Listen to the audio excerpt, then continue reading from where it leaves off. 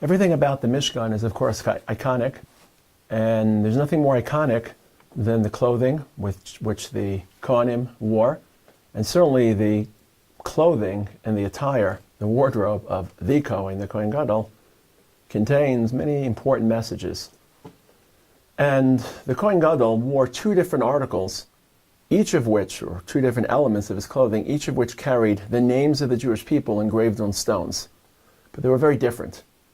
He wore a choshen, which was a plate affixed to his torso, which had 12 stones, glowing, resplendent colors, each color representing different elements or features of the respective Shvatim.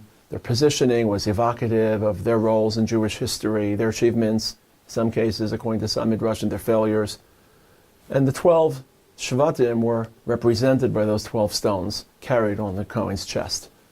But he also had an article of clothing called the ephod, which we probably call an overgarment or a shield garment. He wore it over the clothing. Probably a frock. It's probably the best way. It really wasn't a frock. It was a harness to holster much of the weight. The frock was the me'il. And there were straps across the shoulder of this ephod, and fastening those straps on the shoulders were two large gemstones, avnei shoham. Not avnei hachoshen on the breastplate, but avnei shoham, fastening the shoulder strings or the shoulder suspenders, we call them, of the Kohen Gadol. Now, at a logistical level, the difference in the manner and the technique of engravement was that on the torso of the Kohen, each shevet had its own stone. Whereas on the shoulders of the Kohen, the lashon of the pasuk, it's quoted in this week's Parshat, in Parak Chavches, Pasuk Ches, V'chisha Fudaso, Shisha Mishmosam Eleven Achas, 6 on one stone, Shmo Shisha Nosarim Eleven Ashenis, Kitol Dosam. What are the differences between these two manners of representing the Shvatim, their names, and their interaction with the Kohen Gadol? So first of all, there's an individualism that's represented by the stones on the torso, each shevet, color, positioning, placement, whereas the Shvatim are merged or fused into collectives on the shoulders of the Kohen Gadol. And it reminds us of this very delicate balance between our personal aspirations and our ambitions and our achievements, and the collective prosperity and the collective achievements that's so fundamental to religious consciousness and certainly is so crucial in a central epicenter of religious experience, such as the Beis HaMikdash.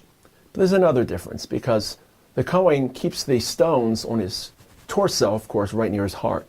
And that reminds us of the need to keep the needs of the Jewish people and the Jewish nation on our hearts, in our concerns, emotionally, existentially. But that's not enough. You can't just identify with the needs of your people. You also have to carry the weight.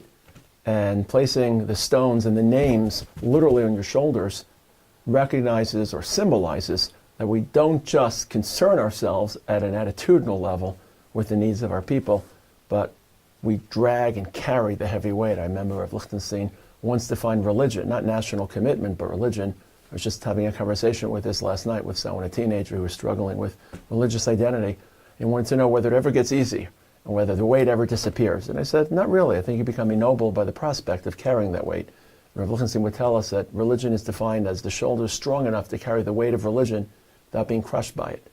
So the Kohen Gadol can't just remind himself of Jewish needs attitudinally, conceptually, theoretically. He must carry it and carry that weight.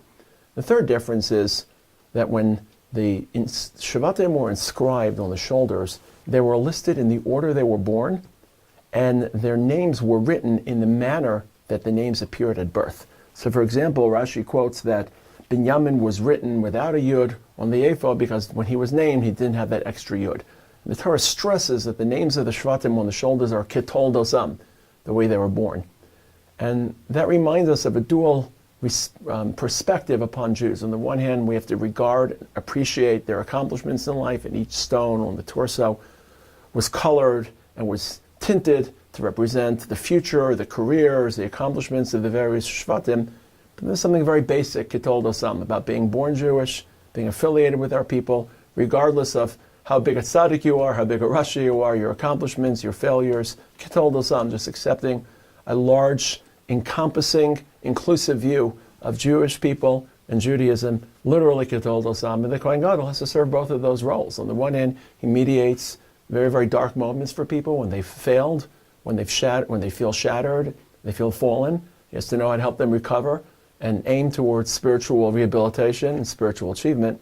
On the other hand, he has to embrace people. He has to offer them a shoulder, literally, Ketol Dosam, just to remind them of their inherent purity, their inherent sanctity, which is, in some ways, irremovable.